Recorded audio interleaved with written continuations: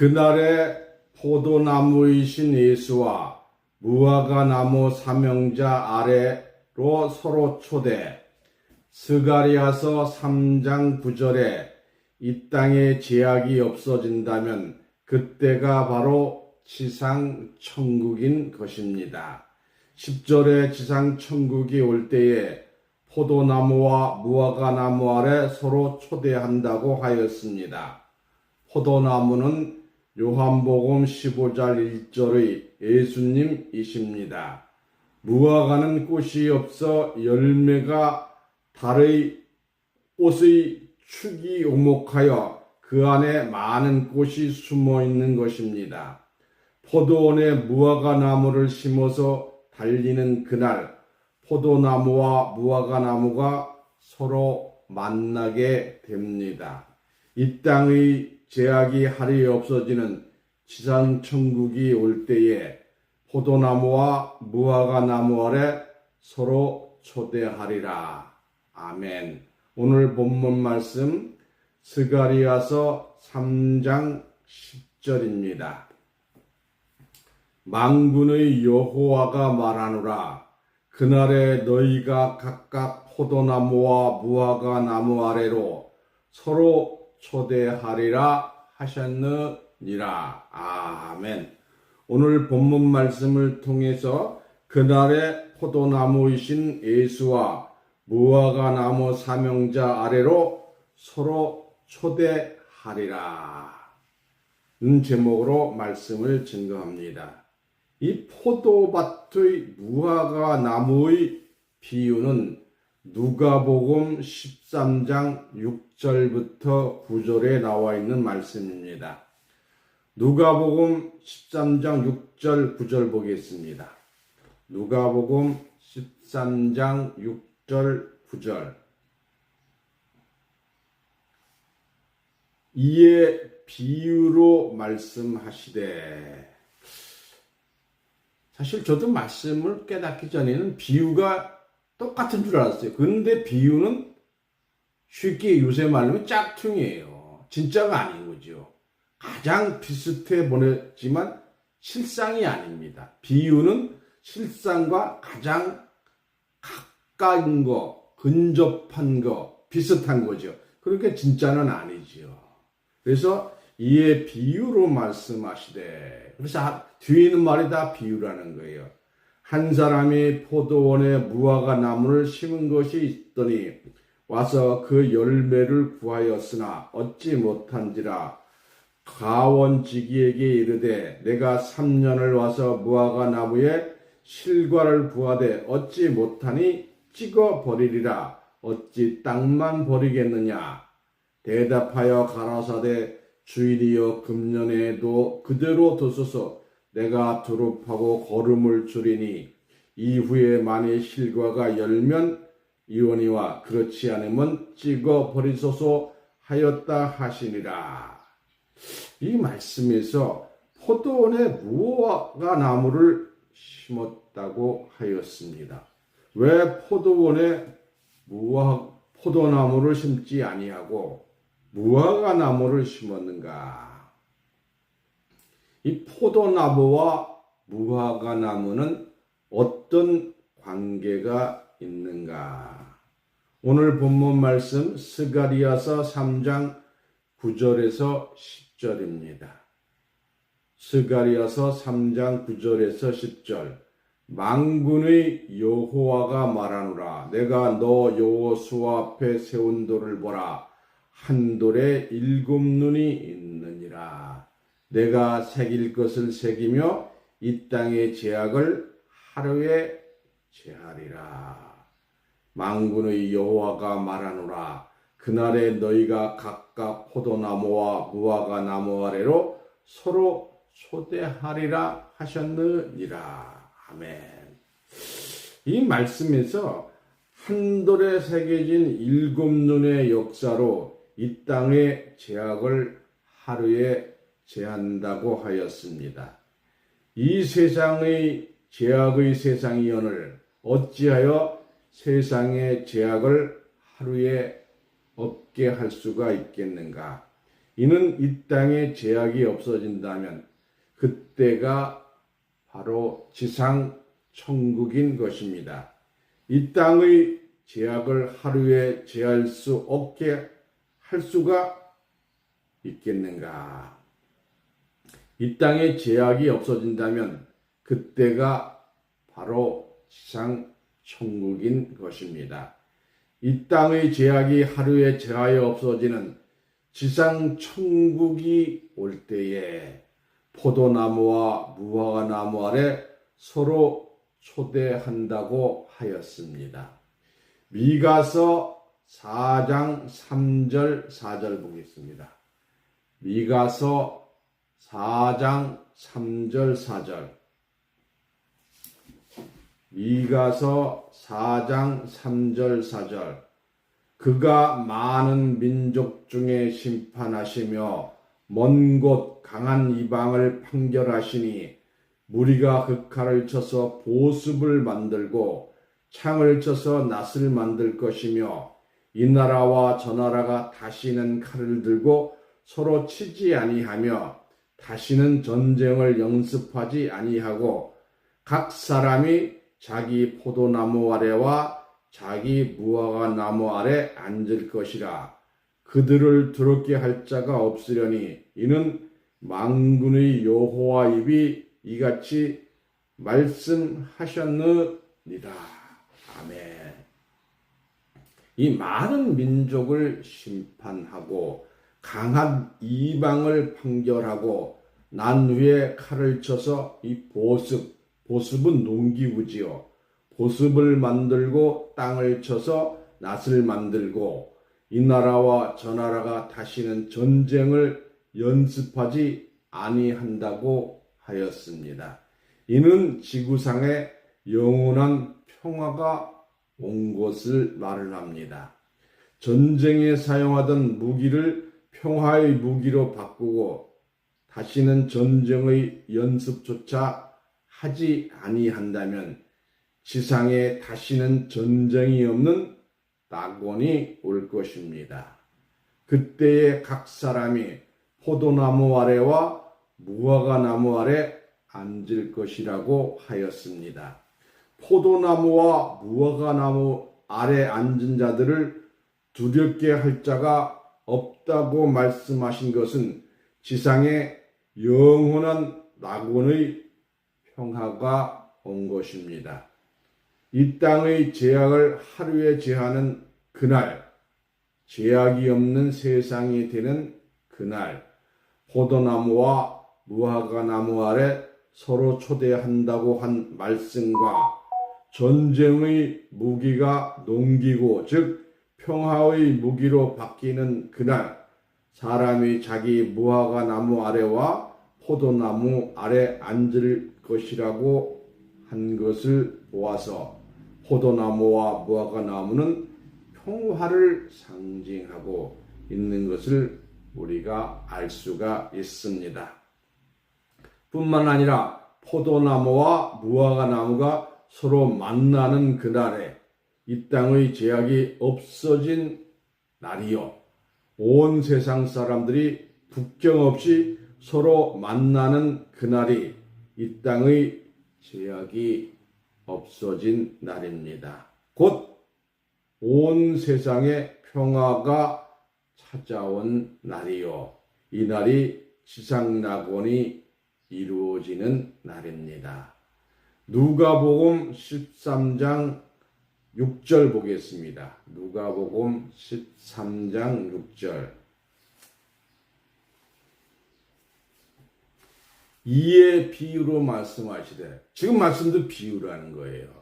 한 사람이 포도원에 무화과를 심은 것이 있더니 와서 그 열매를 구하였으나 얻지 못한지라. 왜 포도원에 포도나무를 심지 아니하고 무화과나무를 심었는가? 포도원에 무화과나무를 심어서 무화과가 달리는 그날 포도나무와 무화과나무가 서로 만나게 됩니다. 그러나 포도원에 무화과나무를 심었으나 와서 보니 그 열매를 얻지 못하였다고 하였습니다. 포도나무는 5월, 6월에 수많은 흰꽃이 송이로 활짝 핍니다. 여러분 포도나무 보셨지요? 무화과나무는 어떠한가? 무화과는 뽕나무과에 속하여 습기 있는 질량토에서 잘 자랍니다. 낙엽 활력 관목으로서 높이가 2-4m이며 잎은 10내시 20cm로 넓은 난형입니다. 상처를 내면 유액이 나옵니다. 봄부터 여름철에 걸쳐 잎의 겨드랑이에서 꽃턱이 항아리 모양으로 커져서 7월에 작이 익은 여름 과일이 있고 10월이면 잘 익은 열매가 되는 것도 있습니다. 꽃턱이 항아리 모양으로 커져서 열매가 되지만 꽃이 없어 열매가 달린다고 하여 무화과라고 합니다. 그러나 실상으로는 꽃이 피지 않는 것이 아닙니다. 꽃턱의 내벽에, 즉 열매 속에 흰색의 작은 꽃이 빽빽하게 피며 은두화소를 이룹니다. 즉 꽃이 수축이 오막하여 그 안에 많은 꽃이 숨어 있는 것입니다. 이 무화과 나무는 여름에 작은 꽃, 뭉치로 꽃이 피지만 포도나무는 겉으로 꽃이 피어서 열매를 맺고 무화과 나무는 꽃턱 속에서 흰색의 꽃뭉치로 피어서 열매가 됩니다. 여러분 무화과 좋아하시죠? 저도 달콤하고 맛있더라고요. 한국에도 무화과 나무가 있어요. 부산에 제가 어느 학교에 근무할 때 무화과 나무가 있어서 몰래 혼자 가서 많이 따먹었습니다. 여러분들 좀 많이 사서 드시기 바랍니다. 포도나무의 포도주는 상처를 치료하는 약이 되고 무화과도 상처를 치료하는 약이 됩니다. 누가복음 10장 34절 보겠습니다. 누가복음 10장 34절.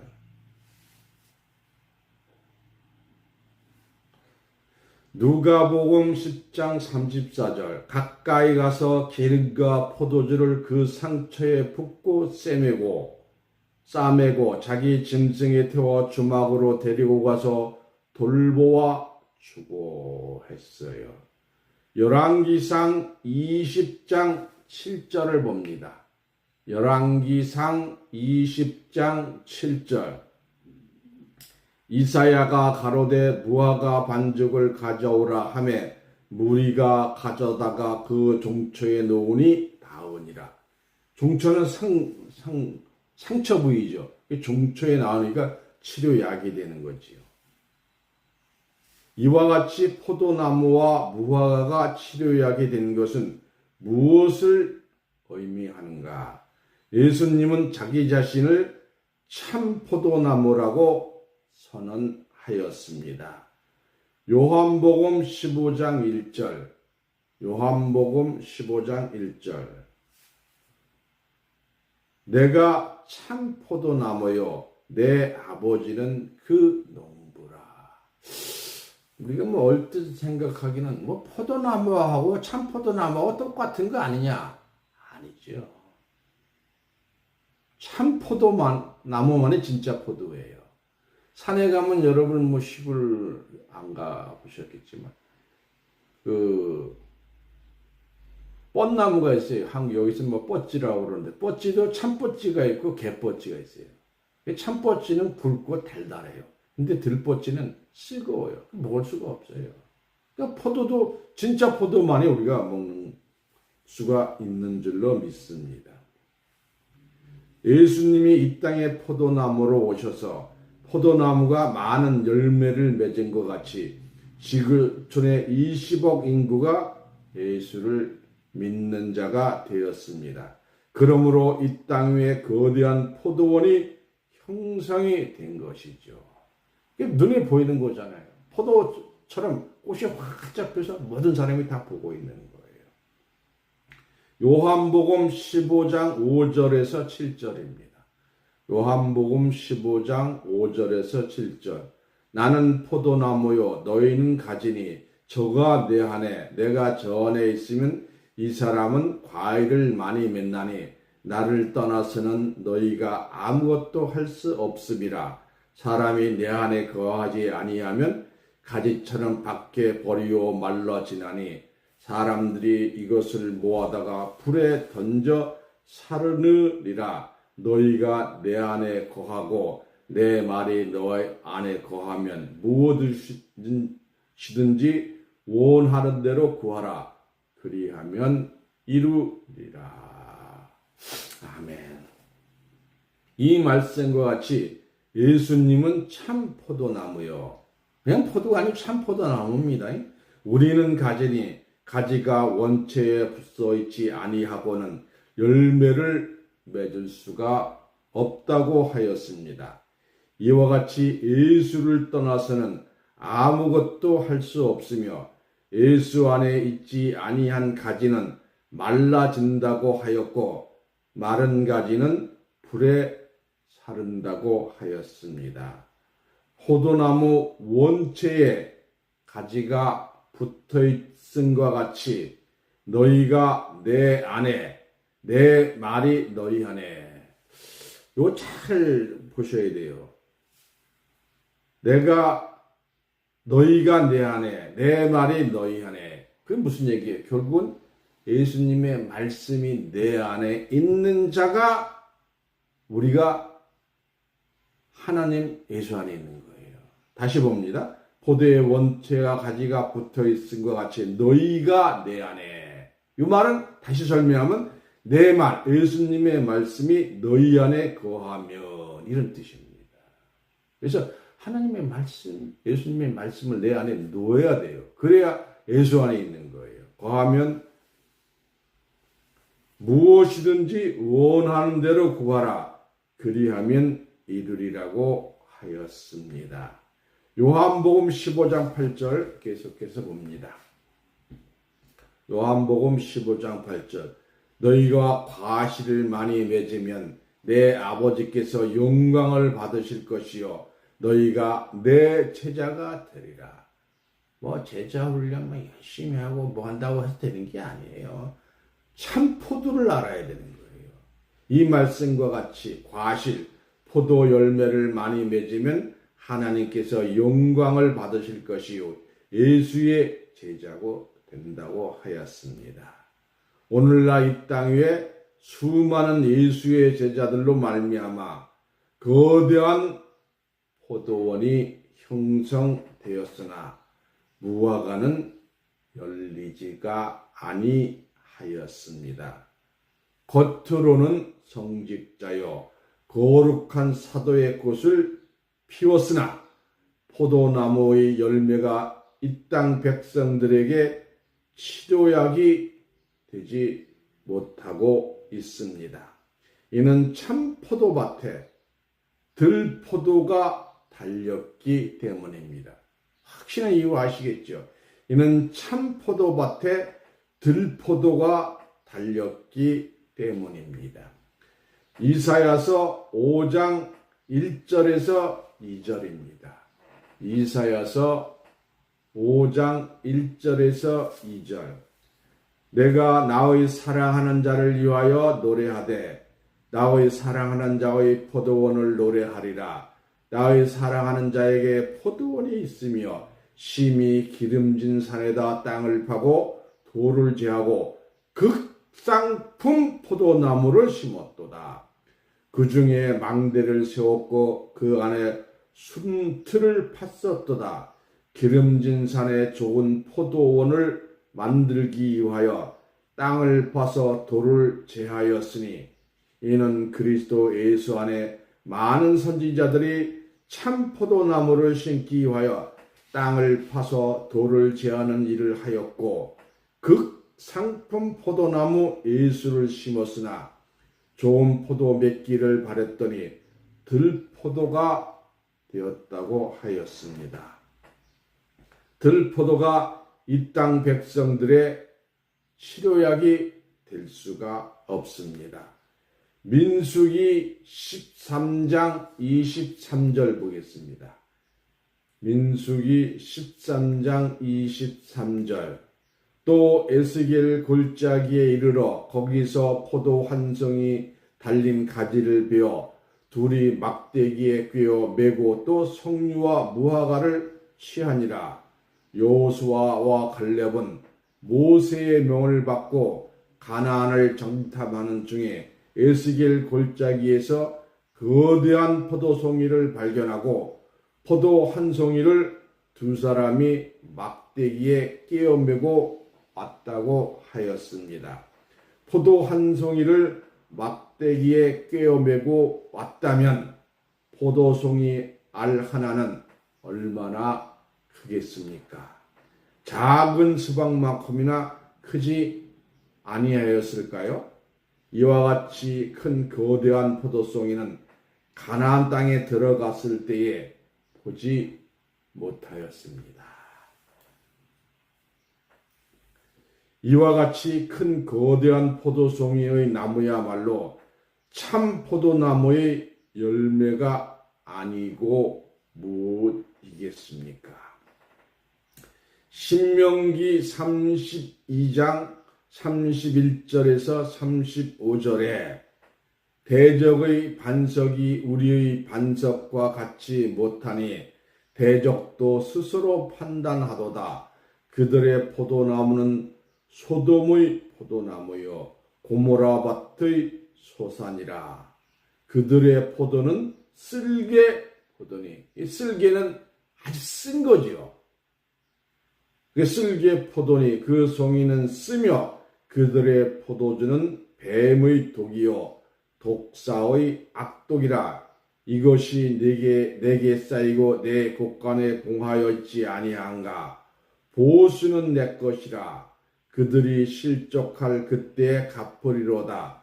그들이 환난의 날이 가까우니 당할 그 일이 속히 임하리로다.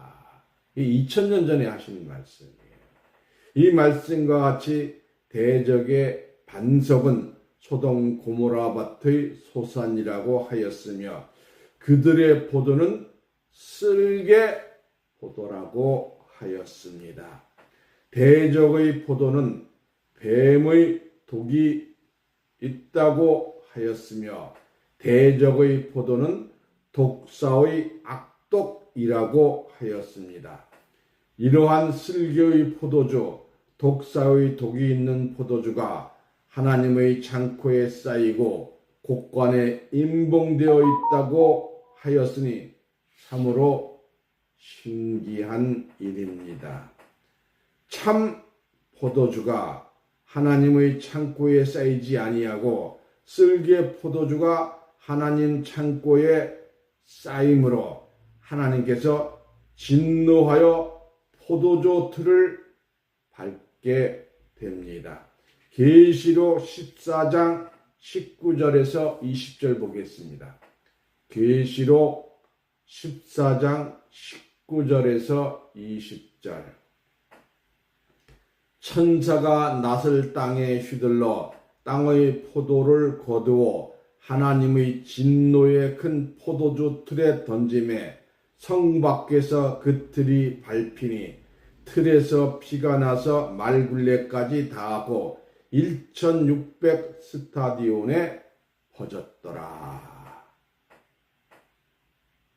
계시록 14장 14절에서 16절. 하늘에 있는 군대들이 희고 깨끗한 세마포를 입고 백마를 타고 그를 따르더라. 그의 입에서 이 한 검이 나오므니 그것으로 만국을 치겠고 친히 저희를 철장으로 다스리며 또 친히 하나님 곧 전능하신 이의 맹렬한 진노의 포도주 틀을 밟겠고 그 옷과 그 다리에 이름 쓴 것이 있으니 만왕의 만이요 만주의 주라 하였더라. 이 말씀과 같이 참 포도 나무에 들포도가 맺힘으로 하나님이 진노하였으며 쓸개 포도주의 독이 가득하므로 하늘의 군대를 동원하여 소돔 고모라의 쓸개 포도주 틀을 밟을 때에 피가 말 굴레까지 닿았다고 하였으니 악인들의 심판을 가히 짐작할 수가 있습니다. 이와 같이 참 포도나무, 극상품 포도나무, 순전한 참 종자의 귀한 포도나무 예수로 심었으나 이방인의 악한 포도가 된 것입니다.